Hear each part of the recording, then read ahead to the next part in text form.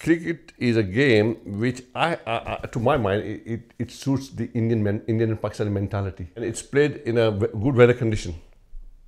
It's not played in a foggy, wet, damp condition. You play this game in a good, bright sunshine, in a fresh air, and it slowly evolves. It's like a drama. I started playing cricket when I was 16 or 17 years of age. For a team called Youngster, and they actually were part of this league called Dewsbury District League. That was in 1968-69. We also formed another team called Shaheen, and they also joined the Dewsbury District League. So I switched the team from Youngster to Shaheen, and then later on we were also playing in the Sunday League, right, where this Quaid-e Azam League comes in. So there was two leagues where our Asian were playing. One is the Dewsbury District League, and the other one is the Quaid-e Azam League.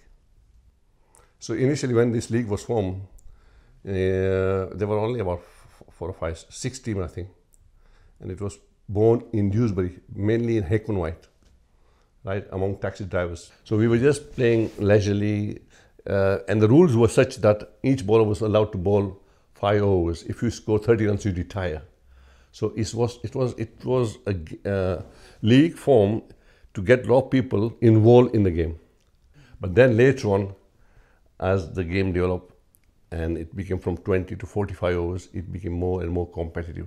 And then players want to produce a good, strong team, so they start bringing players from outside as well.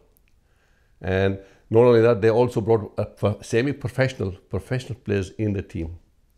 And actually, one of the reasons why we actually formed a Quaid-e Azam League is, one of the thinking behind this, we'll keep the youngsters playing cricket during weekends, so they'll keep away from mischiefs. If you look at the Quaid-e Azam League now, there are at least 3 divisions, and there must be at least something like 30 odd teams, which means at least 500-600 youngsters are occupied during weekends. I think the biggest problem we have is we haven't got a proper coaching facilities for youngsters. I think it's about time that test players or big professionals take up the team properly and say, look, I want to nurture these youngsters. The best thing which happened to Quaid-e Azam League is it started initially in Dewsbury. We kept it going, and then chairman by the name of Tanvi came in, more team joined, and later on somebody by the name of Taj Bhatt. He was not a cricketer, but he was a good administrator. He could organize something, and he ran the league for nearly good 15 years. And in his chairmanship, the league became really strong. Yorkshire is the only county which had this rule, and no other county had that rule.